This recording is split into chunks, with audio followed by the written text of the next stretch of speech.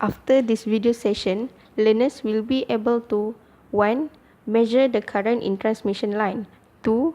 Calculate the characteristic data of the line model and compare with the full data scale. 3. Perform the short circuit and no load test on the transmission line.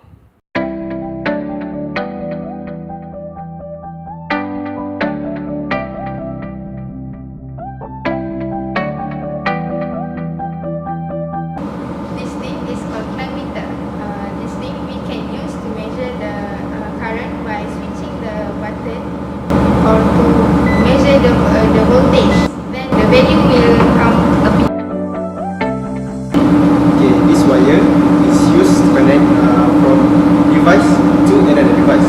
So for example, you have transmission line connect with the generator. This is known as generator, which produce three-phase voltage. We can choose fixed voltage and variable voltage here. And by using this wire, we can connect the generator to the line model transmission.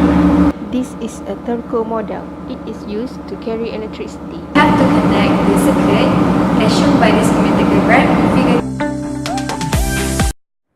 Connect all the connection.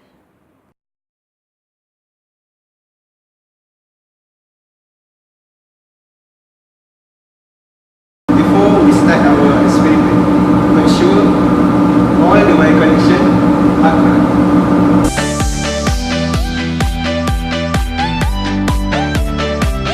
Switch on the power supply. Adjust the variable power supply to 220 volt. Record the currents passing through the mutual capacitance ICM for each phase. Remove the connections for the capacitor between the phase, but let the earth capacitance remain connected. Record the value for earth capacitance currents ICE for each phase. Turn off the circuit breaker and disconnect all the connections. Record the reading of ICE and ICM for each phase in table form. Make a report based on the results of experiment.